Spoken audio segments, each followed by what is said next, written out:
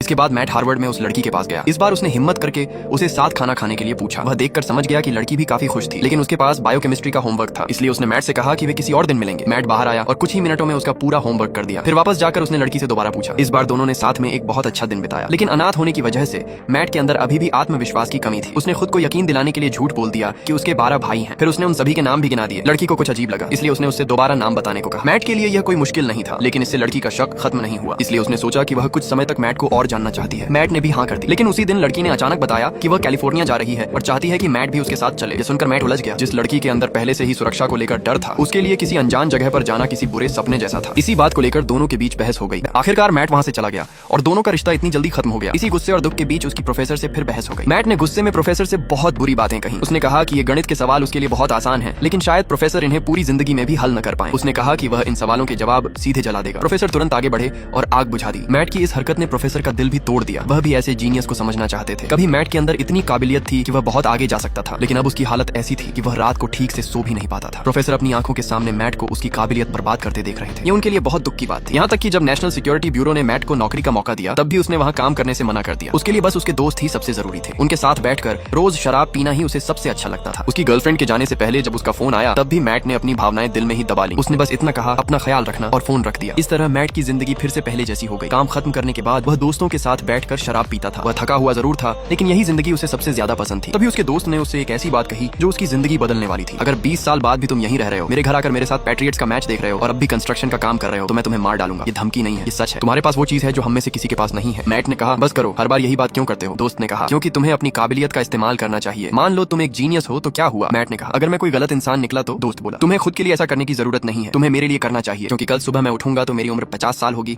और मैं अभी यही काम कर रहा हूँ। तुम्हारे हाथ में जीतने वाली लॉटरी है, लेकिन तुम उसे इस्तेमाल करने से डर रहे हो। अगर मेरे पास तुम्हारी काबिलियत होती तो मैं कुछ भी करने को तैयार होता। यहाँ बैठे बाकी सारे दोस्त भी यही चाहते हैं। 20 साल बाद भी अगर तुम यहीं बैठे रहे तो ये तुम्हारी काबिलियत की बर्बादी होगी। दोस्त की इन बातों ने जैसे मैट को अंदर से जगा दिया। जब वह प्रोफेसर के पास वापस गया तो उसने देखा कि प्रोफेसर और सीन उसके बारे में ही बहस कर रहे थे। तभी मैट को एहसास हुआ कि वह इन लोगों के लिए कितना जरूरी बन चुका है। सीन की मदद से आखिरकार उसने अपने दिल के दरवाजे खोल दिए। इतने सालों से जो बातें उसने अपने अंदर दबा रखी थी, आखिरकार वह उनसे बाहर निकल आया। इसके बाद वह सिक्योरिटी ऑफिस गया और उस नौकरी के लिए आवेदन कर दिया जिसे उसने पहले ठुकरा दिया था। वहीं सीन के साथ उसकी मनोवैज्ञानिक काउंसलिंग भी पूरी हो चुकी थी। इस दौरान सीन भी कई चीजों को समझ चुका था, इसलिए उसने फैसला किया कि अब वह बाहर की दुनिया देखना चाहता है। मैट को आखिरकार अपने अंदर की कैद से बाहर निकलते देखकर उसके दोस्तों ने उसके लिए एक पुरानी कार खरीद दी। कार ज्यादा अच्छी नहीं थी, लेकिन उसमें दोस्तों का प्यार साफ नजर आ रहा था। अब इस कार के साथ मैट का कैलिफोर्निया जाने का सपना उसे रोक नहीं पा रहा था। सुबह सुबह वह सीन के घर पहुंचा। उसने सीन को अपने काम में व्यस्त देखा, लेकिन उसे परेशान नहीं किया। उसने बस एक चिट्ठी उसके मेल बॉक्स में डाल दी। सीन ने भी उसे वहां से जाते हुए देख लिया और तुरंत नीचे आ गया। चिट्ठी में मैट ने लिखा था कि एक ही जगह अकेले बूढ़ा होने से बेहतर है कि वह दूर जाकर अपने प्यार को तलाश करे। हर दिन की तरह उसका दोस्त भी मैट के घर पहुंचा और उसे आवाज लगाने लगा, लेकिन अंदर से कोई जवाब नहीं आया। वह खिड़की से झांक कर अंदर देखने लगा, लेकिन इस बार घर पूरी तरह खाली था। पहले उसके दोस्त के चेहरे पर हैरानी थी, फिर धीरे धीरे उसे सब समझ आ गया। आखिरकार वह उस दिन का इंतजार कर ही रहा था, लेकिन अब उसे समझ नहीं आ रहा था कि खुश हो या दुखी। फिर भी सबसे जरूरी बात यह थी कि मैट ने उसे निराश नहीं किया था। उधर मैट उस वक्त कैलिफोर्निया जाने वाली सड़क पर अपनी पुरानी कार चला रहा था। सीन ने अपनी जिंदगी में जो कुछ सीखा था वह सब अब मैट के अंदर था।